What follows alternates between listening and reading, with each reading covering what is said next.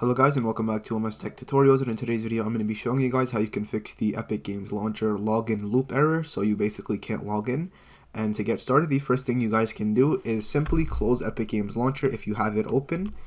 But if it does not close, after you close it, what you're going to do is you're going to open up the task manager, and you can do that by clicking Control, Shift, and Escape on your keyboard. And if you see Epic Games Launcher in the apps that are open, what you can do is simply right click on it and then hit end task, and this forcefully closes Epic Games Launcher.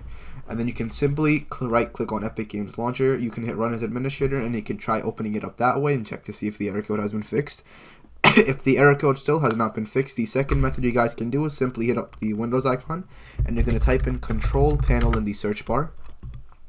From Control Panel, what you're going to do is you're going to look for programs, or like uninstall a program. You can simply just search it up right here in the search bar. Uninstall a program. Okay, uninstall a program, and you're going to go to Epic Games Launcher. Make sure you do not go to Epic Games or Epic Online Services, and you go to Epic Games Launcher, and then you can simply hit repair.